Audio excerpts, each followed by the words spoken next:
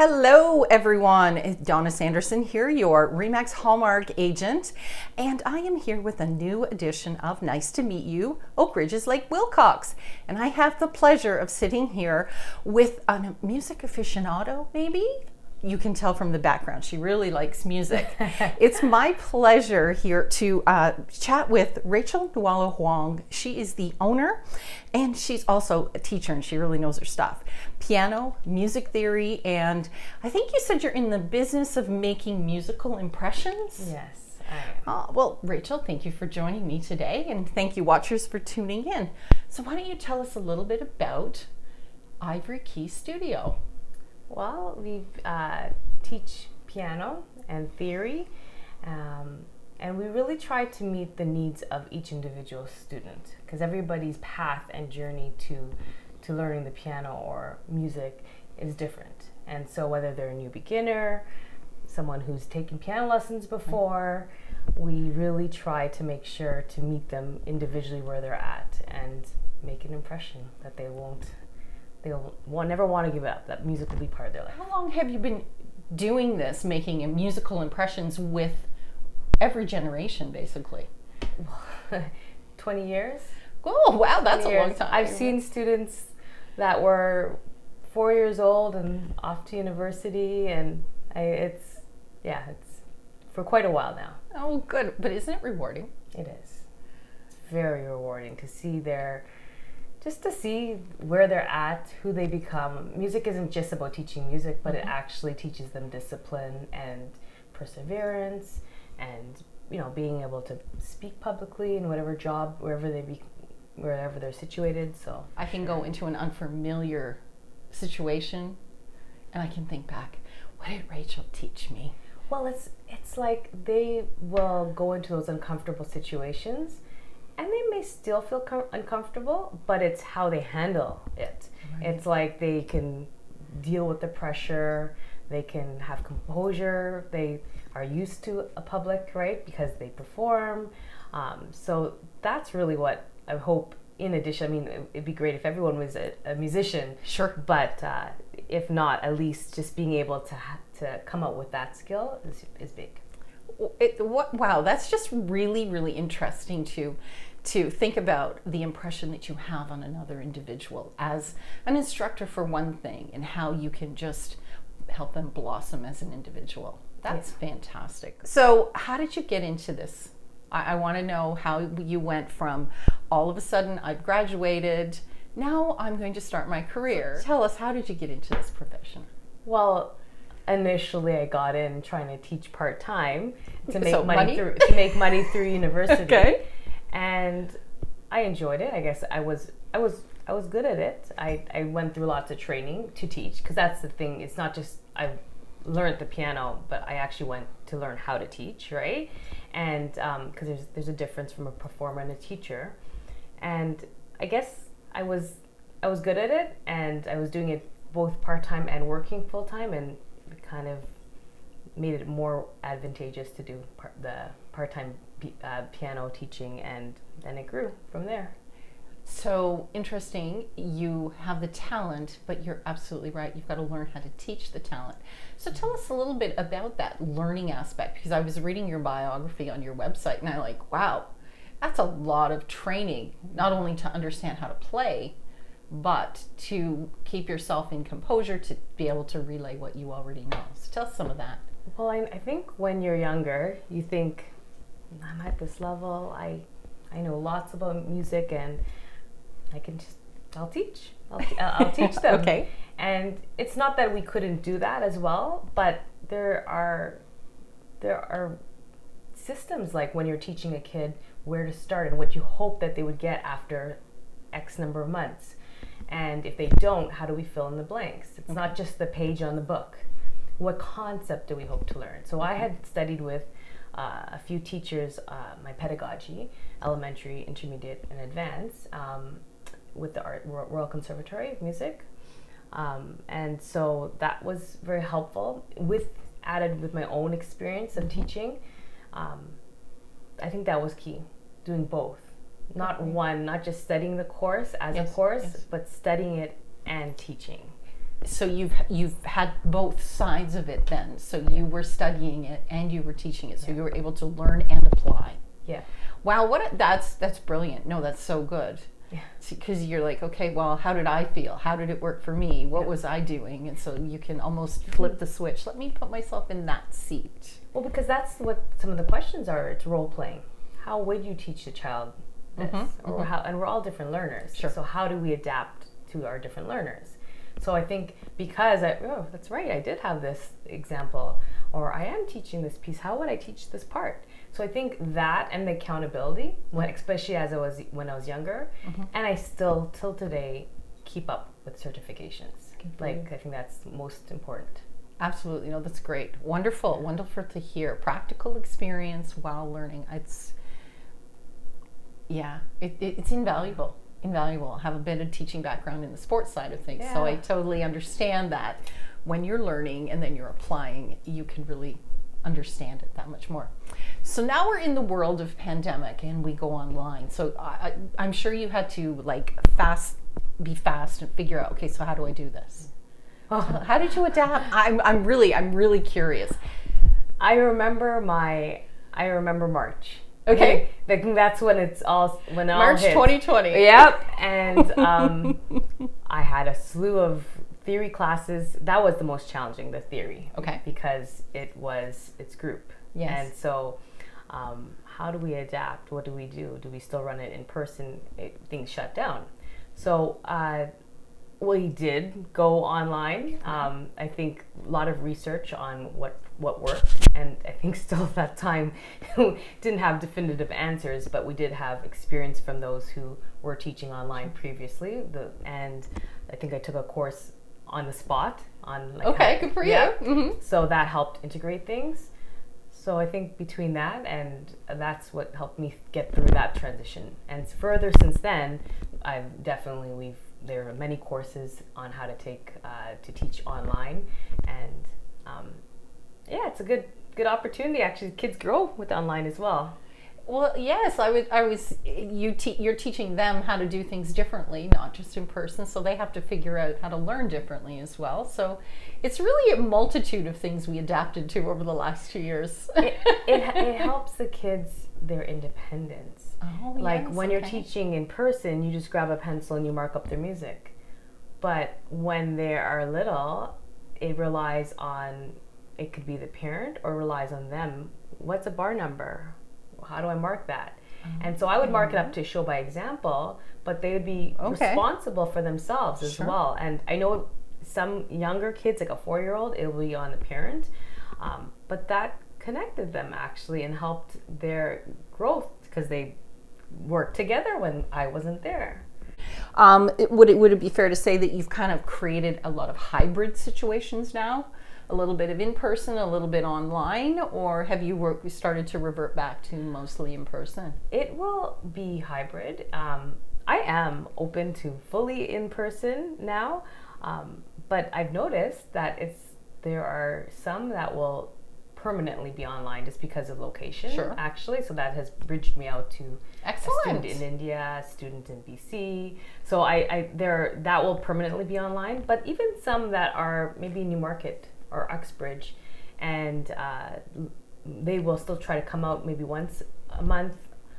Some come out every week, but I've noticed car situations like, wait, I didn't plan on I forgot we're actually coming to lessons in person, so it will be a hybrid. Good. Well, yeah, it does create some flexibilities then for family situations. Yeah. And I suppose, too, now that you're equipped for it, even, dare I say, when we get into the dead of winter, when we do have some of those snow days, sorry, there's no snow days when it comes to your music sessions. Yeah. Or I have a runny nose, and it's like, well, great, we'll let you, heal, but we could still have our lesson, right? So tell me, what drives you about what you do? What keeps you motivated to keep doing what you're doing? It's the kids. Okay. So of course it's great to teach a student who loves to learn, but it's actually sometimes the ones that struggle that actually motivate me, because I remember music didn't just come easy for me. I had to work at it. Okay. And I find that we all learn differently, and those are the ones that the ones that you least expect to go into music or to continue playing music, they're the ones that surprise me the most. So what do you love most about being in this neighborhood? You're just on the outskirts of like Oak Ridges and easy access to a whole bunch of things and people. So what do you love most about this area? Oh, I love biking to Lake Wilcox every morning. I like the Greek Market Cafe. Mm-hmm. I like the Oak Ridges corridor. Like, we just have such beautiful trails around us. Just very scenic. And I love desserts. So having one a local in the area is very nice. Well, yes, and there's a lot of options in our area for desserts. Have you noticed? We have some Italian options, we have some Greek options, we have some Persian options, we have some Russian options. We have all kinds. Yeah, and to have it close is handy and nice. Yes, all good for you. Well, I'm actually quite impressed that you said you bike from here to Lake Wilcox every morning. Well done. You probably passed me by on the odd morning walking my dog. So what has surprised you the most as you've developed and grown your own business? Well, I think it's the mentality that when kids, like, so I guess there's so many perspectives. What would surprise me the most is when someone starts, a new student has started, and they don't know what it means to practice. Okay. And so I guess it's not a surprise anymore, but that did surprise me. And I guess we come to lessons once a week. What do you mean I have to practice daily? And so I think that mentality, it's not that it surprises me anymore, but it surprises me that they're surprised still. So I think that still gets me. So under the umbrella of Ivory Keys Studio, you do theory. Yeah. You teach them how to play instruments, and I believe you also are affiliated. You have a vocal aspect as well. Yeah. We have 2 teachers that teach voice, and there's a whole. Wow. Yeah. So you do it all. Well, full stop shop if you want to learn anything musically. As far as vocals go, I don't think I'm beyond help. I won't sing for you, I promise. But I think we all can. We all start somewhere, and we can all improve. Absolutely, and I think anyone who just decides they're going to learn something new at any age, bravo, good for you. I'm fascinated about learning more about your business. Just really great. I was reading some of your reviews, and of course, any one that I read was phenomenal. So, what do you think your customers and your customers' clientele, being students and parents and support, like, what do they love about, and what would they say about Ivory Keys Studio? I would say that they like how I personalize things, tailor lessons. I could be teaching the same grade, but it doesn't mean that I teach it the same way or even give the same pieces. Okay. I accept students to send in videos in the week if they wanted to, not that they have to have the pressure, but if they want to see, am I doing it right? I can make a small adjustment before the lesson. I am up late and I respond really quickly. I think that's I find it important to keep the response quick. Sure. For whatever the reason is, and I think those things are some of what I think some students have said. Good for you. Yes, personalization. Well, and I don't know that everyone realizes that.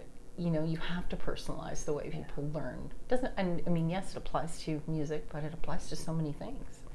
Yeah. Even teaching 2 different young people how to ride a bike is a completely different element, or teaching them how to cook. So well, because then you can really, even if you can learn it, but you can actually push yourself even further. The one who does understand, you can get out of them even more. Right. So you can find that inner desire and cultivate it. Yeah. Nice. Yeah. Personalized service. So when you look at the year ahead, or even the next couple of years, and if you wanted to let potential clients or even your existing clients know, what are some of the things you're excited about upcoming? What are some of the things you'd like your clients to know about? Well, because of COVID, this spurred it on, but we'll be keeping it. We have around the holiday time, the Holly and the Ivory, a YouTube playlist where nice. each student records a seasonal piece, and we share the countdown to Christmas. So literally one on each day, December 1st all the way to Christmas Eve. So that has been fun. That has been fun. Well, that sounds like an absolute festive wonder. I love that. Oh my goodness. It brings it connects with people I have spoken to, but just kind of touch base that way. They're excited about it. They have something. We're finished learning it, so they have something to play over the holidays. So that is one thing we are keeping. Generally we run theory classes, yes. So that different ones each year. So that's been helpful for the kids. Theory is really important in addition to piano. So that's something that they have. We are also hoping to have our first in-person recital since COVID. Very nice. So I'm hoping that pans out for November, and parents always love it. There's food, playing. It's always some fun times there. Well, recitals just have a certain air about them. It's an opportunity for parents to feel very proud of the progress of their individual child or children. It's for the parents, but funny thing is that it is for the kids, because it's the friends and family that come support them that give them that, hey, great job, and then they see look, I remember that student. So I think we missed that aspect. We've had online, but we've missed the parents' support and the friends' support. Mm-hmm. So really looking forward to that in the coming months. Definitely, and they get a chance to shine and show their confidence. Definitely. Wonderful. Yeah. So what is the best way for potential clients or interested people to get in touch with you? I find email the best. Okay. And how would I email you? Rachel at ivorykeysstudio.com. Fantastic. We'll make sure that we publish that so everybody... I am always welcome to phone calls, but it's like you're playing a catch game. When can I catch her? Right? Okay. So email, at least it's sitting there and I can respond on a quick break. Great. And even then it might become a phone call, right? Exactly. And if you want to know a little bit more about how they're doing what they're doing and a little bit more of their background, their website's very informative, and that's ivorykeysstudio.com. Yeah. So check it out and you can learn some more background about this fantastic, small but flourishing business in Oak Ridges that has reaches worldwide. She reaches worldwide with her talents. Well, Rachel, thank you so much for taking time out of your busy schedule, and hopefully we didn't have to adjust too many things. No, but I appreciate you sharing. And if you have any questions for Rachel, you're curious, you want to get a budding musician started, you want to start yourself, reach out to her and the team, and they'll be happy to accommodate your requests as best they can. And by all means, if you know a business, maybe you know another small business similar to Rachel's in a different realm, I'm happy to showcase them on our community spotlight. And nice to meet you, Oak Ridges Lake Wilcox. And as always, if you need any real estate help, please reach out to me. Again, thanks so much, Rachel. It was an absolute pleasure. Oh, thank you.